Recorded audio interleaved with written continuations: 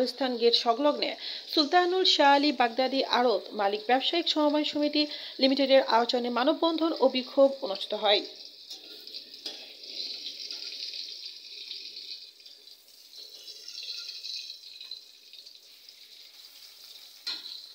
জানা গেছে, মিরপুরে ঐতিহ্যবাহী কাঁচামালের আড়ত ঢাকা শহরের অতিমাত্রায় সুপরিচিত। উক্ত আড়ত ব্যবসায়ে রত সুলতানুল শাহ আলী বাগদাদি আড়ত মালিক ব্যবসায়ী সমবায় সমিতি লিমিটেড চাহার গভর্নর স্টোর নম্বর 001122/23 এর সদস্যগণ দীর্ঘদিন যাবৎ শান্তিপূর্ণভাবে দেশীয় ফল ফলাদি, মরিচ, পেঁয়াজ, আদা, রসুন, আলুর আড়তদারি করে আসছে।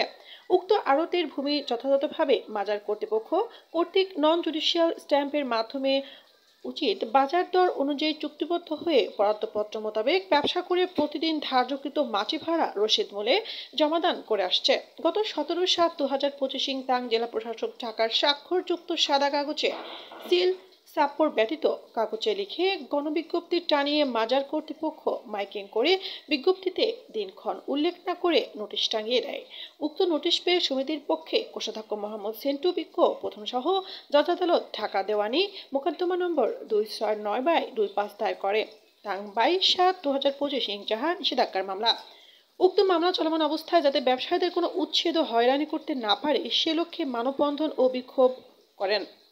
উক্ত মানববন্ধন ও বিক্ষোভে সুলতানুল শাহ আলী বাগদাদি আড়ত মালিক ব্যবসায়িক সমবায় সমিতি লিমিটেডের সভাপতি আব্দুল কাদের রিপনের সভাপতিত্বে ও আড়তদার ব্যবসায়ী এনামুল হক মৃধার সঞ্চালনায় উপস্থিত ছিলেন সহসাধারণ সম্পাদক এক্লাস, কোষাধ্যক্ষ সেন্টু, তপন ভূঁইয়া, আক্তার, আনোয়ার, মিন্টু সহ ব্যবসায়িক ও